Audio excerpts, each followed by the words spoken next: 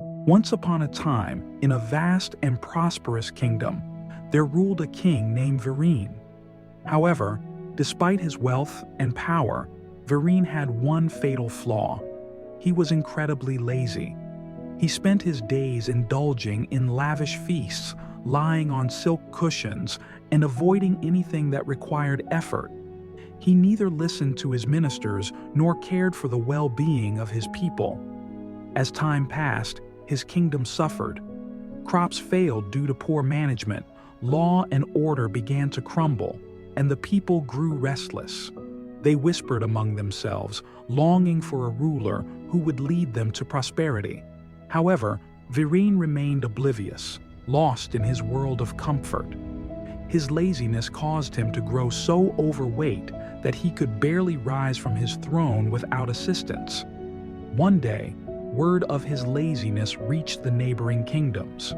Rival rulers mocked him, calling him the sleeping king, and some even plotted to invade, knowing he was too sluggish to respond. When Virene overheard these insults, shame burned within him. He realized that if he didn't change, he would lose everything. Determined to reclaim his strength, he announced a grand reward to anyone who could restore his health. Healers, physicians, and scholars from across the land arrived at the palace, offering potions and medicines. But no matter how many remedies he consumed, his condition worsened instead of improving. Then, one evening, a wise sage arrived at the palace gates. He was an elderly man with a long white beard, deep-set eyes, and a calm presence. "I have the cure," he declared. "But the king must come to me if he truly wishes to be healed." Virene laughed mockingly. "How absurd! I can barely move, and he expects me to travel." His ministers, however, urged him to try. Left with no alternative, the king reluctantly ordered his guards to help him stand. With great difficulty, he took his first steps toward the sage's humble dwelling outside the city. Upon reaching the place, he found no one there. A note pinned to the door read, "Return tomorrow." Frustrated but desperate, Virene made the exhausting journey again the next day, and the next. Each time the sage was absent, always leaving behind the same message. Days turned into weeks, and unknowingly, Virene's strength began to return. His body, once weighed down by years of inactivity, started regaining its lost vigor. Finally, after a month, the sage was there. He handed Virene a small cup of water and said, "Drink this, and your cure will be complete."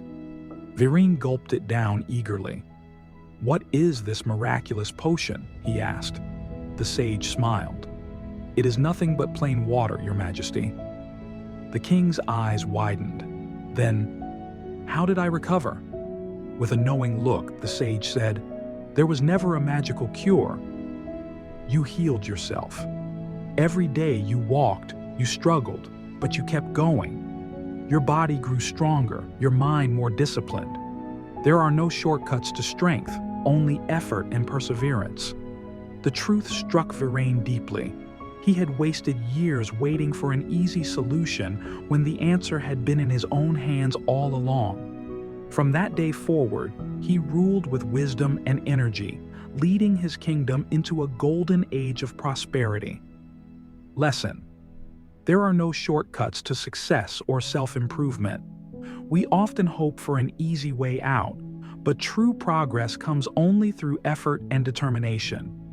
Challenges push us to grow, and just like the king, we must take responsibility for our own lives.